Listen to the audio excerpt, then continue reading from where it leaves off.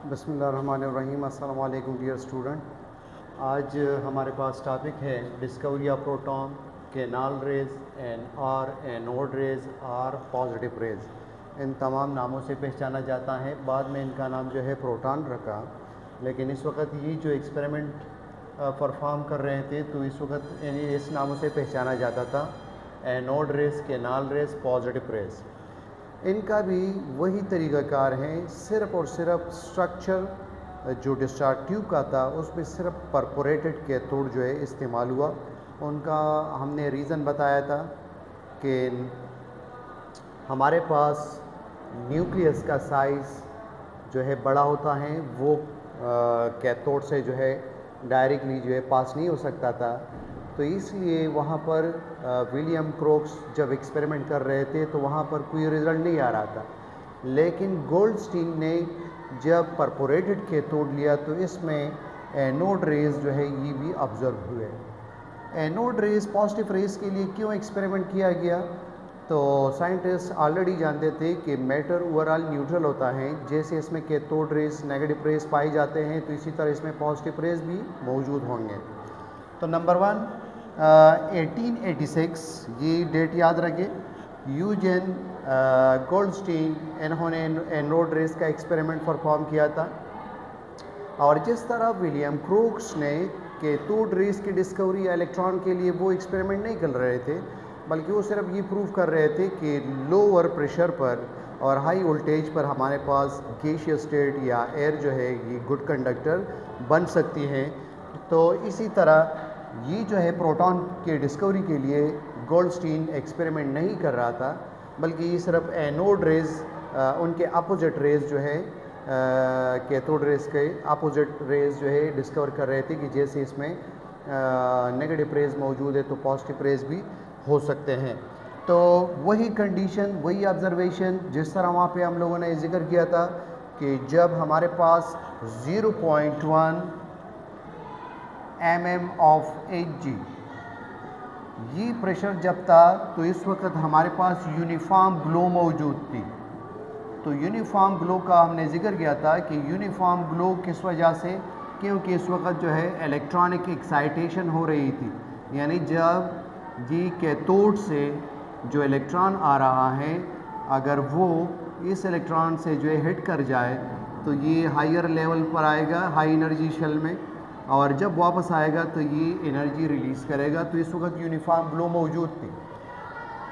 और जब प्रेशर मज़ीद कम किया 0.01 mm ऑफ Hg, तो फिर यूनिफॉर्म ग्लो ख़त्म हो गई और डिस्चार्ज ट्यूब में जो है अंधेरा छा गया। लेकिन कुछ रेज जो है हमें ऑब्ज़र्व हो रहे थे। तो उनका रीज़न क्या था कि इस वक्त इलेक्ट्रॉन जो है उनकी वेलोसिटी या काफ़ी एक्सेलरेट हो चुका होता, क्योंकि जब मालिक्यूल कम होते हैं तो उस वक्त इलेक्ट्रॉन को काफ़ी स्पेस मिल जाता है एक्सेलरेशन बढ़ने के लिए, वेलोसिटी इंक्रीज़ करने के लिए। तो वो उस वक्त फिर इलेक्ट्रॉन मुकम्मल जो है एजेक्ट हो जाता है। तो ये इलेक्ट्रॉन ख़ुद भी निकल आता है और इनको भी निकाल देता है। तो ये एनोड की तरफ आते थे, और जो यहाँ पर जो भी गैस होगा उनका जो केटायन होगा वो केटायन इस तरफ जो है कैथोड की तरफ आते थे। तो उस वक्त हमें रिज़ल्ट नहीं मिला। लेकिन जब गोल्डस्टीन परफॉर्म कर रहा था तो इस वक्त परपोरेटेड कैथोड जो है इस्तेमाल किया गया, तो ये इससे जो है डायरेक्टली पास होते थे। और यहाँ पर ग्लास ट्यूब जो है वो भी ग्लो कर सकता है। और इनके अलावा अगर किसी बुक में ये लिखा हो कि यहाँ पर जो है जिंक सल्फाइड या और कोई फ्लोरेसेंट मटेरियल ये यूज़ कर चुके हैं, तो इनको भी आप जो है कह सकते हैं इसमें। इनके अलावा जिस तरह G.J. स्टोनी ने इलेक्ट्रॉन का नाम बाद में ये नाम रखा, इसी तरह रदरफोर्ड ने 1919 में इनका नाम जो है फिर बाद में प्रोटॉन रखा, जो एनोड रेज थे। इनके अलावा इनके जो खसूसियात हैं, प्रॉपर्टीज़ हैं, डिस्चार्ज ट्यूब का जो अंदर का प्रोसेस था वो हमने जैसे आपको अभी पिछले स्लाइड पे बता दिया कि हमारे पास ये परपोरेटेड कैथोड है। परपोरेटेड कैथोड का क्या मतलब कि इसमें होल मौजूद है, या इनको केनाल रेस किस लिए कहा जाता है? केनाल का मतलब नैरो पाथवे, तो इसमें ये जो तंग रास्ते हैं ये मौजूद होते हैं, तो इस मुनासिबत से इनको केनाल रेज भी कहा जाता है। पॉजिटिव रेज क्योंकि इनके ऊपर पॉजिटिव चार्ज है तो इसलिए कैथोड के ऊपर नेगेटिव चार्ज है, तो इसलिए कैथोड की तरफ आ रहे हैं कि इनके ऊपर पॉजिटिव चार्ज है। तो कुछ करेक्टरिस्टिक इनके जो है उसी से मिलते हैं कैथोड रेज से, और कुछ में जो है डिफरेंस होगा। तो इनके करेक्टरिस्टिक को जो है एक्सप्लेन करते हैं।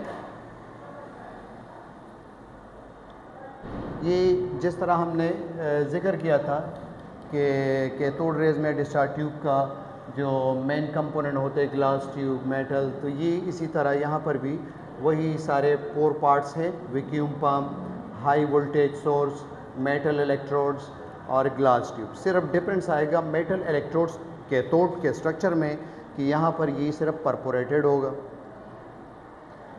इनके जो करेक्टरिस्टिक है ये हमने कैथोड रेज में भी पढ़े थे। नेचर ऑफ ट्रेवल, ये किस तरह ट्रेवल करते हैं, स्ट्रेट। कैथोड रेज भी जो है स्ट्रेट ट्रेवल करते थे। और परपेंडिकुलर टू द एनोड, वहाँ पे हमने जिक्र किया था परपेंडिकुलर टू कैथोड, यानी अगर ये हमारे पास जो है एनोड है तो ये हमारे पास एनोड रेज जो है इनके परपेंडिकुलर इस तरह ट्रेवल करेंगे, तो ये इनके परपेंडिकुलर है, तो इसलिए ये जिक्र किया है। डिप्लेक्शन के हवाले से जब हम मैग्नेटिक फील्ड की बात करेंगे तो ये आप अलग अलग हेडिंग के तौर पे भी यूज़ कर सकते हैं कि anode rays show deflection and magnetic field. हम ये नहीं बताएंगे कि पॉजिटिव की तरफ जाएंगे या नेगेटिव की तरफ। मैग्नेटिक फील्ड में पॉजिटिव नेगेटिव नहीं होता, सिर्फ ये कहेंगे कि ये मैग्नेटिक फील्ड में डिप्लेक्शन शो करते हैं। किस लिए? इसलिए कि चार्ज इनके ऊपर मौजूद है। इसी तरह इनके अलावा अगर हम ये कहें कि इलेक्ट्रिक फील्ड में भी ये डिप्लेक्शन शो करते हैं, तो इसमें एक्स्ट्रा हम ये बताएंगे कि ये नेगेटिव प्लेट की तरफ जाएंगे। इलेक्ट्रिक फील्ड में फिर नेगेटिव पॉजिटिव होता है, तो उसमें फिर हम कहेंगे कि एनोड रेज जो नेगेटिव प्लेट होगा उसकी तरफ जो है ये मोड़ेंगे, इसलिए कि इनके ऊपर ख़ुद पॉजिटिव चार्ज मौजूद है। हीट जनरेशन, जिस तरह कैथोड रेज में काइनेटिक एनर्जी मौजूद थी, वो हीट जनरेट करता है जब वो ग्लास से टकराता है और दूसरी बॉडी को जब हम टारगेट करते हैं उससे कोलाइड करते हैं। तो इसी तरह एनोड रेज जो है ये भी हीट जनरेट करता है जब किसी टारगेटेड बॉडी के ऊपर इसे बम्बार्ड किया जाता है।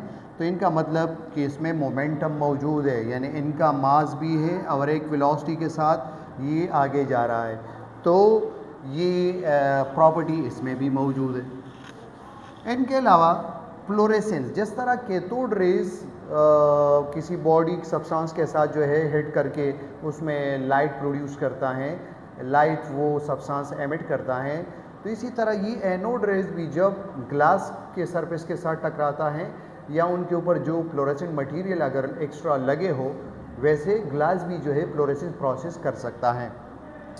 तो ये प्रोसेस एनोड रेज भी दिखाते हैं और वो भी दिखा सकते हैं। कौन से सब्सटेंस नहीं दिखा सकते? अगर इनकी एनर्जी जिस सरफेस को ये हिट करते हैं उसमें इलेक्ट्रॉनिक ट्रांजिशन के लिए अगर जो रिक्वायर एनर्जी है वो ना मिले तो फिर फ्लोरेसेंस नहीं होगी। अगर वो रिक्वायर एनर्जी कैथोड रेज या एनोड रेज प्रोवाइड करे तो उसमें फिर फ्लोरेसेंस हो सकती है।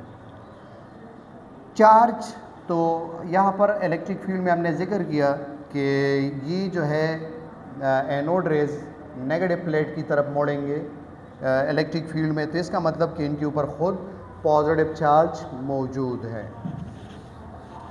इनके अलावा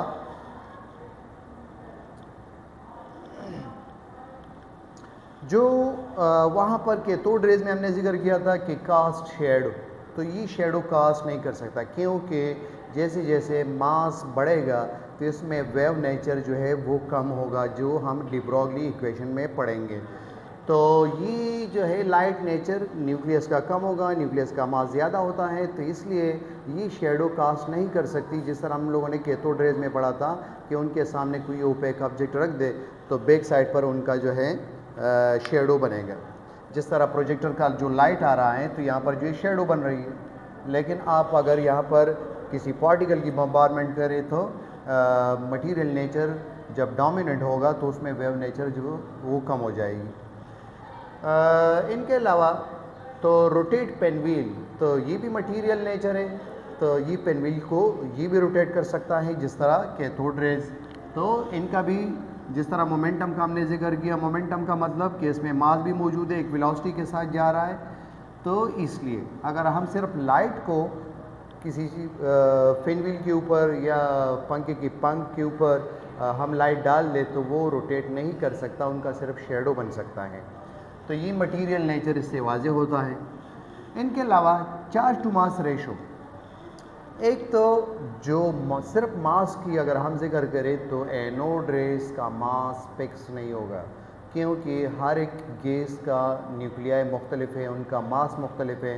तो इसलिए जिस तरह कैथोड रेस का मास जो है वो कांस्टेंट था, क्योंकि इलेक्ट्रॉन जिससे भी निकले ऑक्सीजन, नाइट्रोजन, हाइड्रोजन, इलेक्ट्रॉन तो सबका सेम होगा। लेकिन जो एनोड रेज है ये असल में केटाइन है, और केटाइन हर एक का जो है मास एक दूसरे से मुख्तलिफ होगा, तो इनका मास भी मुख्तलिफ होगा। और इसी तरह चार्ज टू मास रेशो ये भी गैस के ऊपर डिपेंड करेगी। हर एक गैसियस स्टेट का जो है mass to charge ratio anode rays का ये मुख्तलिफ होगा एक दूसरे से, क्योंकि हर एक का मास जो है मुख्तलिफ होगा। जब हम चार्ज टू मास रेशो मालूम करते हैं तो सपोज़ आपके पास जो है नाइट्रोजन पॉजिटिव 1, ऑक्सीजन, इसी तरह हाइड्रोजन, तो इन सब के ऊपर जो है पॉजिटिव +1 चार्ज है, तो चार्ज तो प्रोटॉन और इलेक्ट्रॉन का सेम होगा, यानी 1.602 × 10⁻⁻19 कूलम। लेकिन इनका मास मुख्तलिफ है, नाइट्रोजन का मुख्तलिफ है, हाइड्रोजन का मुख्तलिफ है। तो जब यहाँ पर हम डिफरेंट मास रखेंगे तो हमारे पास डिफरेंट आंसर आएगा यहाँ पर। अब इसमें एक और रीज़न क्वेश्चन आप ये भी ऐड कर दें कि सबसे highest charge to mass ratio किसका होगा, कौन से एलिमेंट का होगा? तो हाइड्रोजन का। क्यों? इसलिए कि हाइड्रोजन का मास जो है सबसे कम है, तो इसी तरह इनका आंसर जो है चार्ज टू मास रेशो, ये आंसर जो है ज़्यादा आएगा। तो हाइड्रोजन का सबसे highest charge to mass ratio है। इनके अलावा एक और एमसीक्यूज़ ये भी इससे क्लियर कर सकते हैं कि एनोड रेज का जो चार्ज टू मास रेशो होगा वो सबका मुख्तलिफ होगा। वो जिस तरह कैथोड रेज का कांस्टेंट था, यानी जब इलेक्ट्रॉन किसी भी एलिमेंट से, एटम से निकल जाए तो वो तो अकेले होगा, तो उनका जो चार्ज होगा और उनका जो मास होगा वो तो कांस्टेंट होगा। तो charge to mass ratio cathode rays के लिए ये कांस्टेंट होगा, लेकिन एनोड रेज के लिए मुख्तलिफ होगा, क्योंकि उनका मास मुख्तलिफ है। सबसे हाईएस्ट किसका होगा? हाइड्रोजन का। क्यों? उनका मास कम है। तो जब हम यहाँ पर छोटी वैल्यू रखेंगे तो आंसर जो है ज़्यादा आएगा। तो सबसे highest charge to mass ratio hydrogen gas के लिए होगा।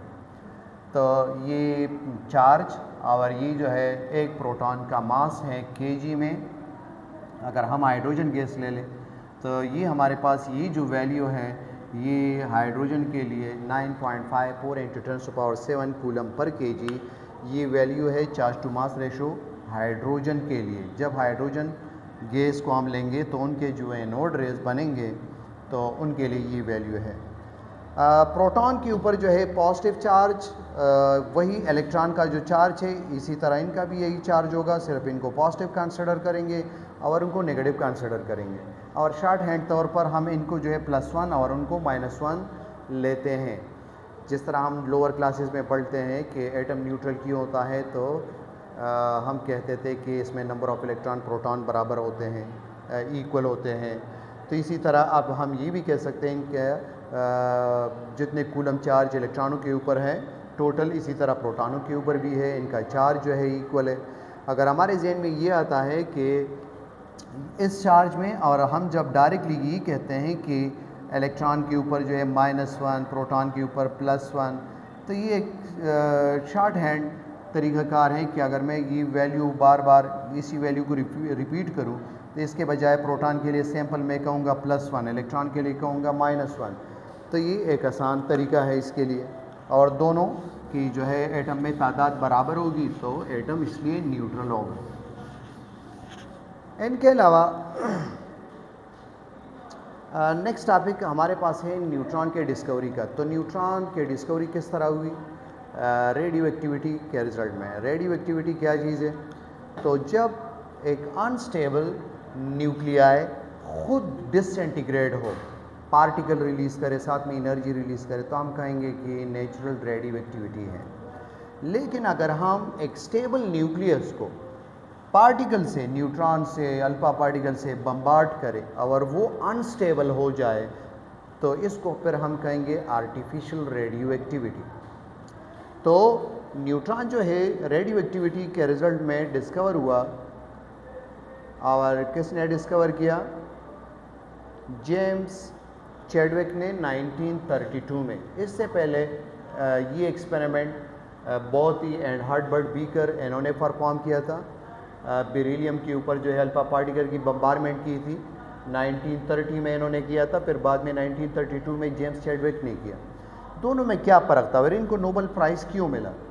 उन्होंने पहले ये बताया था कि जब हम बेरिलियम के ऊपर अल्फा पार्टिकल की बम्बारमेंट करते हैं तो इससे गेमा रेज निकलते हैं, और गेमा रेज वो भी न्यूट्रल होते हैं, और गेमा रेज फिर बाद में जो है 1932 में जेम्स चैडविक ने फर्दर ये एक्सपेरिमेंट रिपीट किया कि नहीं, गेमा रेज जो है इनकी एनर्जी कम होती है।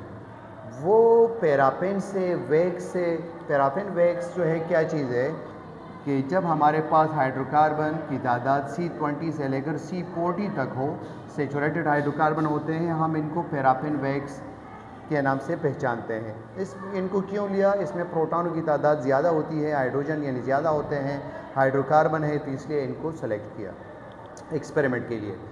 तो जेम्स चैडविक का कहना ये था कि अगर हमारे पास गेमा रेज निकलते अल्फा पार्टिकल के बम्बारमेंट से बेरिलियम के ऊपर, तो गेमा रेज जो इनकी एनर्जी कम होती है, वो पैराफिन वैक्स से प्रोटॉन को इजेक्ट नहीं कर सकते।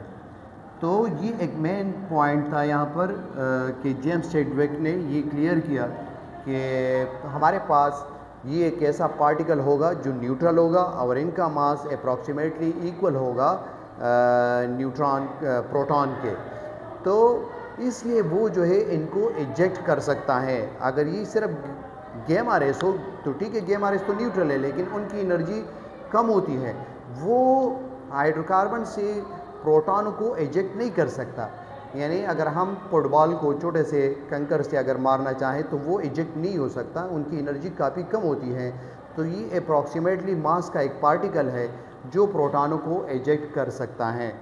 तो इनका जो न्यूक्लियर रिएक्शन था, इसमें आप कुछ टेक्स्ट बुक में बेरिलियम दिया होगा और कुछ में जो है एल्यूमिनियम दिया होगा। तो ये न्यूक्लियर रिएक्शन हमें क्या कह रहा है? आप यहाँ पर अल्फा पार्टिकल इस तरह शो कर दें या इस तरह हीलियम +2 जो है, इनको जो है आप ले लें इक्वेशन में, तो इनका मास नंबर 4 और इनका 9, तो दोनों जो है हमारे पास 13 बनते हैं। यानी ये पहले जो है आपके पास कार्बन 13 बनाएगा, और ये इनका एटॉमिक नंबर जो है 2 और इनका जो है 4, तो ये जो है 6 एटॉमिक नंबर। अब जो है बेरिलियम एक स्टेबल मेटल है, स्टेबल एलिमेंट है, और इनको अल्फा पार्टिकल के थ्रू हम बम्बार्ड करके इनको अनस्टेबल बना रहे हैं। तो इनको हम कहेंगे इस वक्त आर्टिफिशियल रेडियो एक्टिविटी। लेकिन जब कार्बन 13 स्टेबिलिटी गेन करने के लिए कार्बन 12 में जाएगा और एक न्यूट्रॉन जो है ये रिलीज़ करेगा, तो ये 12 पर रह जाएगा और एक न्यूट्रॉन जो है इससे रिलीज़ हुआ, तो इनको फिर हम कहेंगे natural radio activity. Natural radio activity कि जब हमारे पास एक अनस्टेबल न्यूक्लियाई स्टेबल में चेंज हो जाए, एनर्जी रिलीज़ करे, साथ में पार्टिकल कुछ रिलीज़ करे, वो न्यूट्रॉन भी हो सकता है, पॉजिट्रॉन भी हो सकता है, बीटा पार्टिकल भी हो सकता है, और साथ में एनर्जी भी हो सकती है, तो इनको नेचुरल रेडियो एक्टिविटी कहेंगे। लेकिन जब एक स्टेबल न्यूक्लियाई हो, उनको हम न्यूट्रॉन से हिट करें या बीटा पार्टिकल से हिट करें या जो है अल्फा पार्टिकल से हिट करें, आप उनके ऊपर बम्बार्डमेंट करके उन्हें अनस्टेबल न्यूक्लियाई में कन्वर्ट करेंगे, तो इसको हम कहेंगे आर्टिफिशियल रेडियो एक्टिविटी। तो हमारे पास एक इक्वेशन ये भी टेक्स्ट बुक में मेंशन होता है, तो इसमें न्यूट्रॉन जो है ऑब्जर्व हो रहे हैं। इसी तरह कुछ में एल्यूमिनियम ये दिया होगा, तो इनको आप देख लें, इनका मास नंबर 4 और एल्यूमिनियम का 27, तो बीच में यहाँ पर जो है यानी फास्फोरस 31 ये बना होगा, और ये 13 to 15 एटॉमिक नंबर ये बना होगा इनका एटॉमिक नंबर। तो यहाँ पर ये हमारे पास आर्टिफिशियल रेडियो एक्टिविटी। फिर फास्फोरस 31 जो है ये इन्होंने फास्फोरस एक स्टेबल न्यूक्लियाई, इसमें जो है चेंज हो जाएगा, ये एक न्यूट्रॉन रिलीज़ करके इनका मास जो है फिर ये 30 रह जाएगा और 15 अपने जगह पर जो है मौजूद है। तो आप ये इक्वेशन भी लिख सकते हैं इसमें। तो इनका बेसिक जो कंक्लूजन है कि हमारे पास न्यूट्रॉन जो है एक तो बाद में डिस्कवर हुआ, रीज़न क्या है कि ये न्यूट्रल था, इनके ऊपर चार्ज नहीं था, तो ये एक्सपेरिमेंट में आसानी के साथ ऑब्जर्व नहीं होता था। इलेक्ट्रॉन प्रोटॉन इसलिए फर्स्ट डिस्कवर हुए क्योंकि उनके ऊपर चार्ज मौजूद था।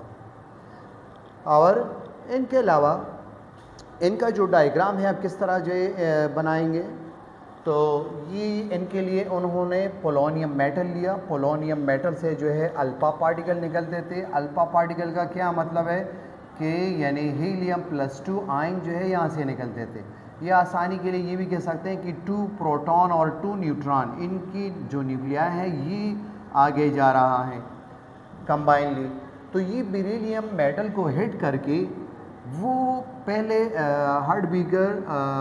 हर्टबर्ट बीकर एंड बोथ ही वो कहते थे कि ये गेमा रेडिएशन है, गेमा रेज हैं। तो गेमा रेज जेम्स चैडविक ने कहा कि इनकी एनर्जी इतनी नहीं होती कि अगर हम पैराफिन वैक्स के ऊपर इन्हें फर्दर जो है कन्फर्मेशन के लिए बम्बार्डमेंट करें तो ये इनसे प्रोटॉन नहीं निकाल सकता। फर्स्ट टाइम इनको कैसे पता चला, तो आप बीच में डायग्राम में से इन पैराफिन वैक्स को हटा दें और यहाँ पर ये डिटेक्टर जो है आगे लेकर आए। तो यहाँ पर इस आयनाइजेशन चेम्बर में जब न्यूट्रल पार्टिकल जाती है तो इसमें कंडक्शन नहीं होती, तो उससे पता चलता है कि ये न्यूट्रल पार्टिकल यहाँ पर एंटर हो रहा है। लेकिन जब एक चार्ज पार्टिकल यहाँ पर एंटर होगा तो यहाँ पर एक गैस मौजूद होती है, उसमें आयनाइजेशन होगी, उससे कंडक्शन होगी, तो उससे पता चलता है कि यहाँ पर एक चार्ज पार्टिकल जो है आ चुका है।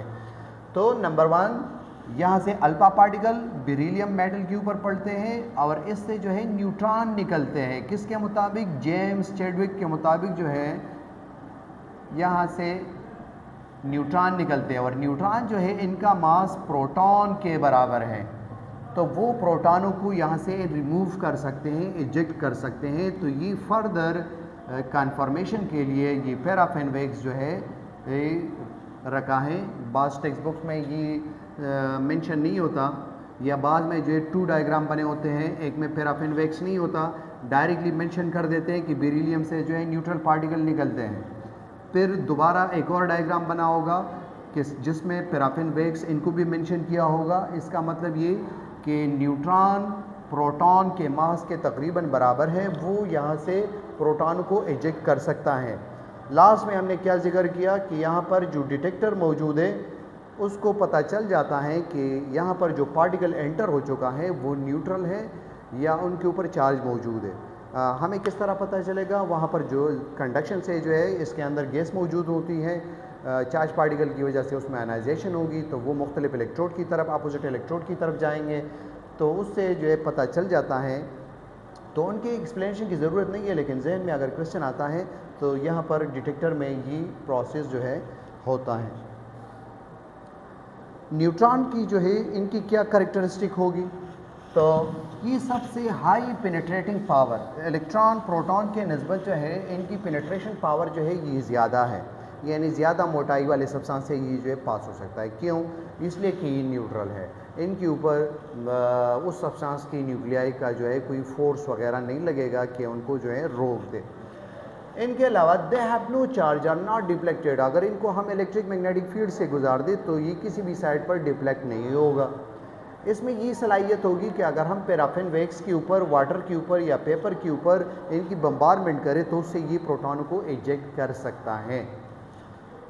They do not produce any ionisation, ये न्यूट्रल है तो ये किसी गैस को आयनाइज नहीं कर सकता। अगर ये ख़ुद उसके न्यूक्लियस में चला जाए या उससे जो है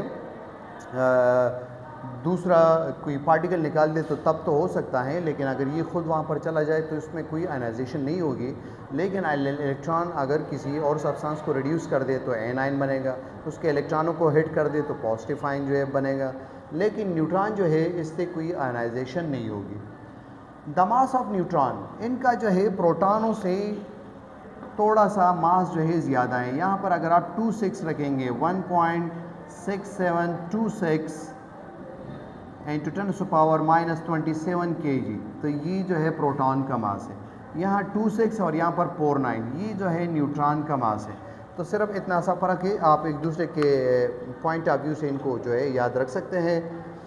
न्यूट्रॉन जो है ये भी एक फंडामेंटल पार्टिकल है इलेक्ट्रॉन और प्रोटॉन की तरह। लास्ट लेक्चर में हमने जिक्र किया था, इनएप्लीकेट के लेक्चर में था कि जब सब एटॉमिक पार्टिकल का जिक्र आ जाए तो सब एटॉमिक पार्टिकल किसी भी पार्टिकल को कहा जाता है जो भी एटम के अंदर छोटे पार्टिकल मौजूद होते हैं। According to the latest research more than 100 subatomic particle present in an atom. लेकिन जब फंडामेंटल पार्टिकल का जिक्र होगा तो उसमें सिर्फ इलेक्ट्रॉन, प्रोटॉन, न्यूट्रॉन, इनको फंडामेंटल पार्टिकल कहा जाता है। इनको सब एटॉमिक पार्टिकल भी कह सकते हैं। सब एटॉमिक पार्टिकल तो सारे होंगे जो एटम के अंदर होंगे, लेकिन उसमें से फंडामेंटल कौन से होंगे? तो फिर ये 3 इलेक्ट्रॉन, प्रोटॉन, न्यूट्रॉन। क्यों? किसी एलिमेंट का जो फिज़िकल और केमिकल प्रॉपर्टीज़ होते हैं वो इन तीनों के ऊपर डिपेंड होंगे, तो इसलिए इन तीनों को फंडामेंटल पार्टिकल कहा जाता है। एक प्री न्यूट्रॉन जब उनकी डिके होगी तो उससे जो है पॉजिट्रॉन, बीटा पार्टिकल और एंटी न्यूट्रिनो, ये 3 चीज़ें जो है उसके ब्रेक होने से बनेंगे। तो ये था हमारे पास कैथोड रेज और न्यूट्रॉन की डिस्कवरी के मुतालिक।